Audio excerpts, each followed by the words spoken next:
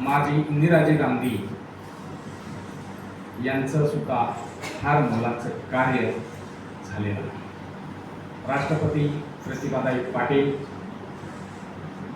हल्लीच्या राष्ट्रपती द्रौपदी मुर्मू, आज ह्या महिला देश चालवत आहेत.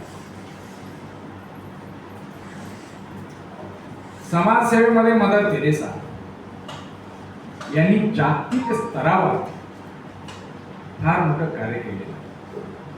अगदी झोपडपट्ट्यांमधून गोरगरिबांसाठी त्यांनी समाजसेवा करून नोबेल पुरस्कार त्यांना जागतिक स्तरावर त्यांना मिळालेला. आणि त्यांना जो मिळालेला नोबेल पुरस्कार जो आहे त्यांनी परत तो गरिबांच्या, महिलांसाठी, बालकांसाठी परत तो केलेला, त्यांच्या विकासासाठी परत. सिंधुताई सपकाळ हे नाव सगळ्यांना माहिती आहे, त्या अनाथांच्या आई, की ज्यांना कोणी नाही त्यांच्या त्या आई. फार एक जबरदस्त व्यक्तिमत्व म्हणजे सिंधुताई सपकाळ. एक अनाथांच्या आई, साहित्यिक, लेखिका. त्याच्यानंतर बहिणाबाई चौधरी, शिक्षण कमी पण साहित्यिक प्रवास, PhDला त्यांच्या कविता, लेख, कथा, हे फार मोठं काम त्यांच्याकडून झालं.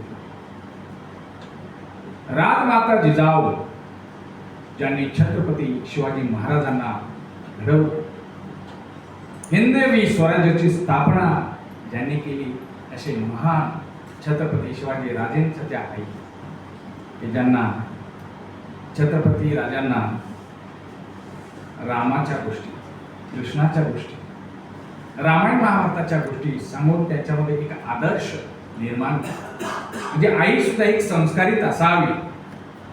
संस्कारित आई संस्कारित पिढीला घडवते.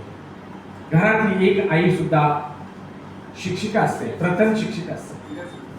कारण आपलं मूल किंवा मुलगी प्रथम घडवायचे असेल तर आपल्याला प्रथम आईने त्या मुलीची मैत्री झाली पाहिजे. अशा विविध स्तरावर हे काम महिलांकडून झालेलं आहे. कल्पना चावला ज्यांनी अंतराळ संशोधन क्षेत्रामध्ये जात असताना त्यांचं अचानकपणे निधन झालं. ते आपल्या भारतीय वंशाच्या अमेरिकेच्या नासामध्ये त्या कार्यरत होत्या. आजही अंतराळ क्षेत्रामध्ये, संरक्षण क्षेत्रामध्ये महिला त्या आघाडीवर आहे. प्रत्येक क्षेत्र हे आघाडीवर आहे. स्त्री आणि पुरुष अशा खांद्याला खांदा लावून जागतिक स्तरावर कार्यरत असणाऱ्या त्या महिलांचा आज जागतिक महिला दिन. खरं तर हा जागतिक महिला दिन साजरा करण्यामागचा उद्देश महिलांनी